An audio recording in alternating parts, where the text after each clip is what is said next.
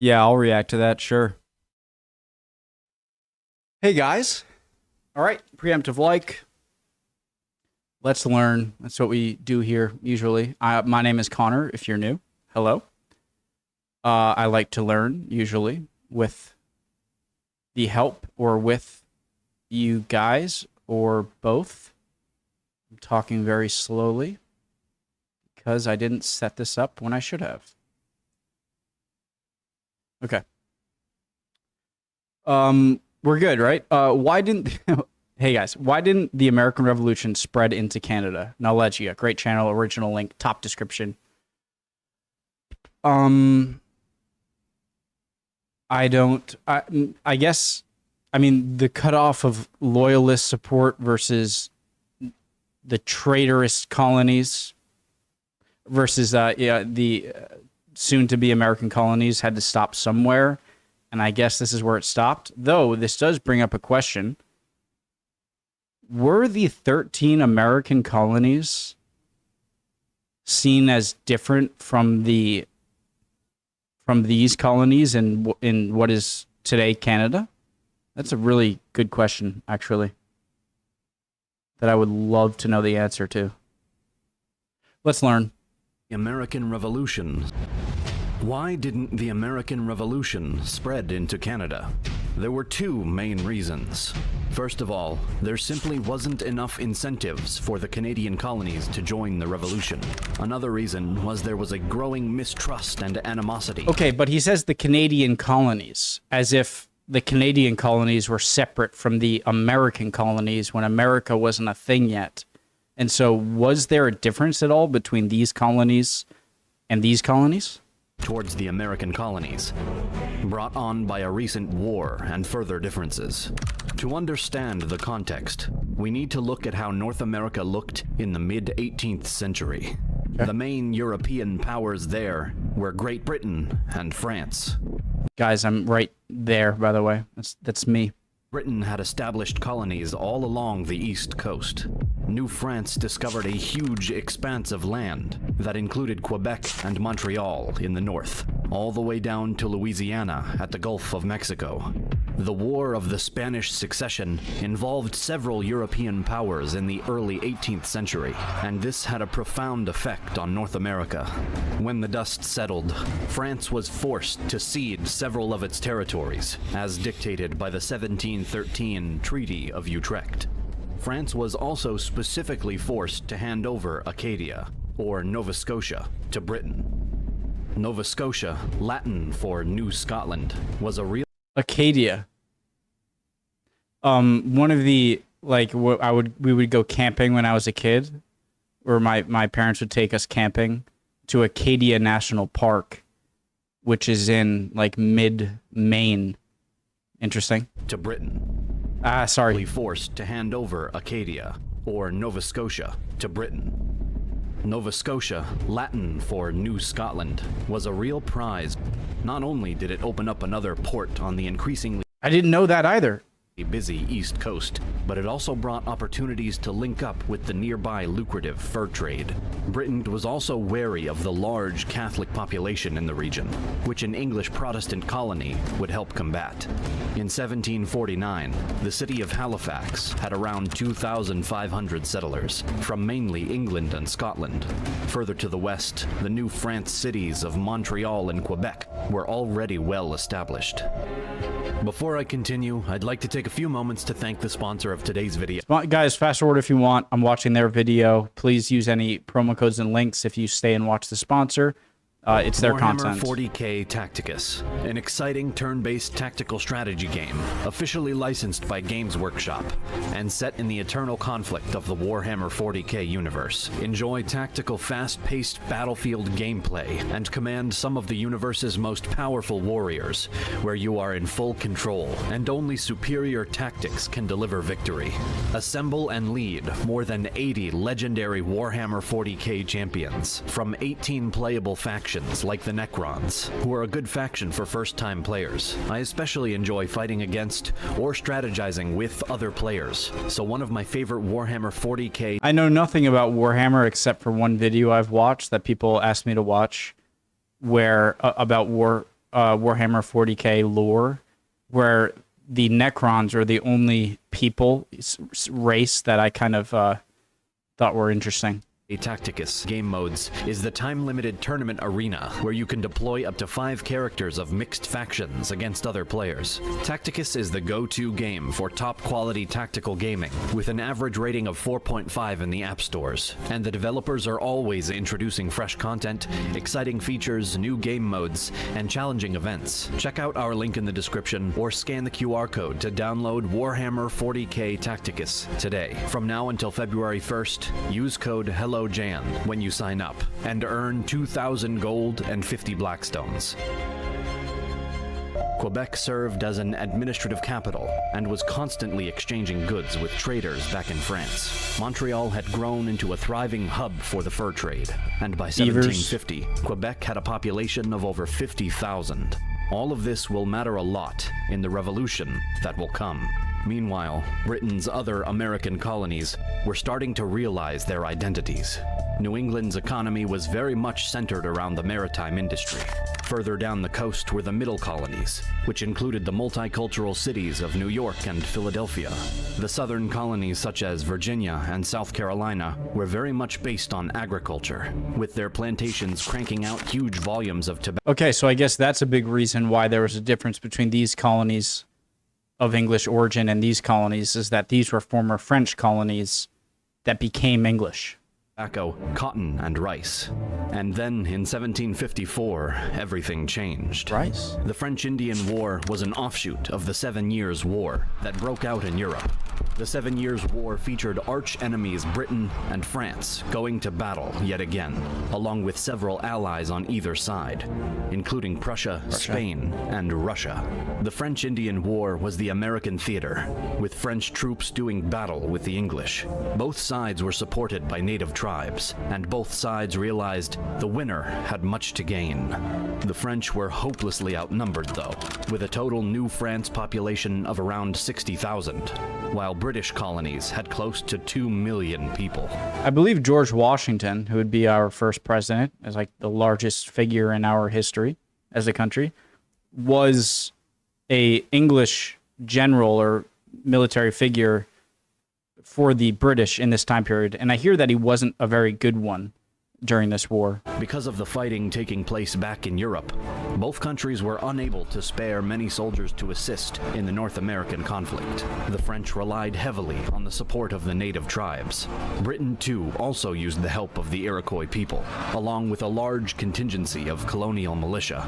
This fighting would prove to have a tremendous influence over the northern colonies' position in the American Revolution. British militia from the 13 colonies were effectively fighting against many of the French settlers of Quebec. This would understandably create mistrust and tension further down the line. In 1755, the British seized Fort Beauséjour, located on the border between Nova Scotia and Acadia, and subsequently commanded the expulsion of Acadians. Nova Scotia quickly became a British stronghold, with more and more French relocating to Montreal, Quebec, and the surrounding regions. The French were gradually overpowered and conceded defeat in 1763. In the aftermath of the war, France ceded huge portions of land to Great Britain. They claimed almost all of the French territory in North America. Britain finally got its hands on Quebec and Montreal.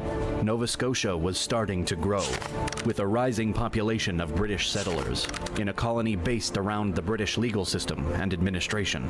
Quebec, however, was a different story. Everybody spoke French. The colonies were administered in French, and they had their own civil code.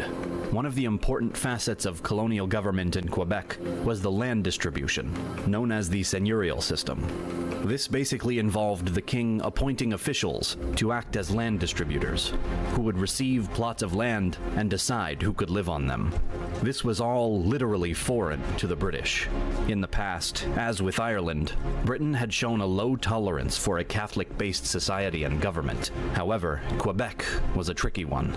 The population was growing, and By the way, America would continue that Protestant mindset, and Kennedy, President Kennedy, being elected as the first Catholic president was a huge deal, which is kind of foreign to me. I'm not a religious person, but just knowing that religion, depending on what type of Christian you were, was that big of a deal, that Kennedy in the 60s was sort of controversial, being Catholic. Economy, however, Quebec pretty insane. was a tricky one. The population was growing, and the economy was continually improving. To tamper with a good thing seemed like a bad idea, and in 1774, Britain passed what would prove to be a landmark policy, the Quebec Act. The Quebec Act pretty much allowed the Quebecois to continue living as they had been for over 150 years. This was huge. The French-based land distribution system would stay. To the people of Quebec, this showed great faith in their ability to manage the province on their own. Another surprise was that they were allowed to continue with their existing system of French civil law, instead of replacing it with the English common law. Civil law applied to any disputes between civilians, such as unpaid debts, property damage, or divorce cases. While Britain assumed control of criminal law in the new province, being able to preserve their civil law liberties was a massive boost for the newly conquered Quebecois. Britain was clearly doing everything in its power to maintain the status quo and not ruffle too many feathers. However, most French were nervous as to what would happen with religion. The vast majority of the Quebec province was Catholic, a faith Britain famously had a problem with. But Britain wanted to keep the new province on side and gave the green light to Catholicism. The people would be free to And for the more perfect security and ease of the minds of the inhabitants of the said province, it is hereby declared that His Majesty's subjects professing the religion of the Church of Rome, of and in the said province of Quebec, may have, hold, and enjoy the free exercise of the religion of the Church of Rome, subject to the King's supremacy. practice their religion as they liked, and were under no obligation to swear allegiance to Protestantism. This was especially demonstrated by allowing the Catholic Church to continue collecting money from the people, called tithes. To the Quebecois, this was much more than they were hoping for. Furthermore, many also openly admitted that they felt economically stronger being part of the British Empire. So, I was going to say earlier on that this seems like more of a reason that the formerly French areas of the formerly French areas of now British colonies in North America would be more likely to join the 13 colonies against Britain, because they were originally against Britain before the end of the 7 Years' War. But seeing how the 13 colonies were majority Protestant, that maybe the fact that the British let you hold on to this mode of life would be more likely for you to keep it than if you joined the anti-British 13 colonies, who might not allow you to continue that. Which had outperformed France in terms of colonization and military prowess. In Nova Scotia, the British victory in the French-Indian War had seen a huge exodus of French Acadians, leaving the colony mostly populated with British settlers. There were, however, a considerable number of people that migrated there from New England, a colony that would soon be the focus of the Revolution. It's important to remember at this stage, there was no concept of America and Canada. There were simply the British colonies in North America. That answers my question. The major difference was that the 13 colonies, from Massachusetts to Georgia, were used to self-governance and were fast developing a sense of independence. They felt economically viable, they were increasingly self-sufficient, and they were growing rapidly. And at the end of the French-Indian War, the push for more independence surged. So at the time, this area is now Maine, a separate state, and Maine is actually, it keeps weirding me out, a different shape. It's kind of like this, you know? But this is Massachusetts. This is now Massachusetts, but this was also part of Massachusetts at the time. So Massachusetts to Georgia would be absolute north to south in the colonies. The French-Indian War, in these colonies. The push for more independence surged. The British government was left financially reeling after the all-inclusive 7 Years' War and sought to regain some revenue by taxing its American colonies. This came in the form of the Stamp and Sugar Acts, plus stricter regulating of customs activities. The final straw came when Britain imposed a Tea Act, effectively creating a monopoly of the tea trade to benefit the British East India Company. Boston Harbor. This enraged the 13 colonies, who saw it as being taxed without representation. Britain sent in more troops, which only ignited the situation. By early 1775, war was imminent, and the 13 colonies looked to the Quebec province and Nova Scotia for support. The Patriots, or revolutionaries, were confident that Nova Scotia would join the fight. There were already many former New Englanders living there, who would undoubtedly empathize with their plight. While this was somewhat true, as many of the people there weren't happy about the new taxes, the revolts were limited, probably due to lack of organization in the small settlements and the strong British military presence. As Britain had a naval base in Halifax, it didn't take long before American privateers began attacking Nova Scotia ships. Privateers were a form of commissioned pirates, and the Patriots wanted to stop any trade between Nova Scotia and Loyalists in New England. Over the course of the war, the Americans sank or captured over 200 Nova Scotian vessels. Needless to say, this hardly endeared the Patriots with the people of Nova Scotia. Added to this was an influx of Loyalists. During the Revolution, thousands of colonists, still loyal to the Crown, upped and moved to Nova Scotia, further cementing its close connection to Britain. Even more resistant to the Revolution were the people in Quebec. Not only were they more than satisfied with the conditions under British rule, but the bitter French-Indian War was still fresh in their memories. The Quebecois had their own culture, their own language, and their own customs. There was simply no motivation to join the American cause, nor did they want to. Furthermore, during the invasion of Quebec, the American revolutionaries tried to attack the province of Quebec and encourage the French population to join against the British. This military campaign in Quebec failed for the revolutionaries, and with that, their chances of spreading the revolution up north were ruined. The American revolutionaries had good reasons to fight for their independence. They believed the time was right to break away from Britain. Gradually, the 13 colonies came to realize that recruiting Quebec and Nova Scotia simply wasn't going to happen. Thanks again to the sponsor of today's video. What a great video. Warhammer 40K. Yeah, again, if you saw that and you want to check out Warhammer 40K, if you saw the ad earlier, please use their promo codes and links. What an amazing video. When I say what an amazing video, obviously it's a great video no matter how much knowledge you have. It's a greatly put together video. Knowledge is a great channel. But for me, and the amount of knowledge that it filled me in with, despite its short length, is fantastic. I'm not going to lie, though. The state borders are freaking me out a bit. You got to draw this straight up from Massachusetts right here, straight up. Make this Vermont. Carve a little bit more out of Maine here. It used to be Massachusetts for New Hampshire. And then a bit more up here to make it Maine. Fantastic. So there were a few things.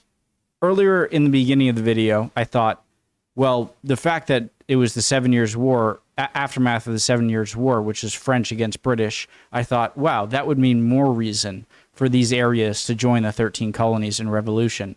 And then I realized, well, they are majority Protestant. The English already are very lenient in allowing you to keep your Catholicism and your French already established laws. And so if you already have that, why risk it and risk perhaps now becoming subject to the Protestant majority 13 colonies rule, which might make your circumstances worse. And then I thought, well, but France helped the 13 colonies, and they're of French origin. Maybe they would want to join. Clearly not. And a lot of New Englanders that fled north because they were seeing the turn of the tides towards more revolution supporting people and against more loyalist people, going further up north and settling here, increasing the population of loyalist supporters, making it more difficult. This was a fantastic video, and I guess a lot of what can make Canada a separate country today can be contributed. This is where I'm going out on a limb here, is that can be contributed to the French population's resistance against joining the 13 colonies here. Because if they joined the 13 colonies, then it would have been much easier for the new America to expand into all of North America rather than just rather than leaving modern day Canadian borders alone or being forced to. Very interesting. Fantastic video. Love y'all. Hope you're all doing well. Hope you learned something or can teach me something or point out something I said wrong in the comments. Would love to see it. You guys always do that. So hope you're having a good day. Hopefully I'll see you guys next time. All right. Bye, guys.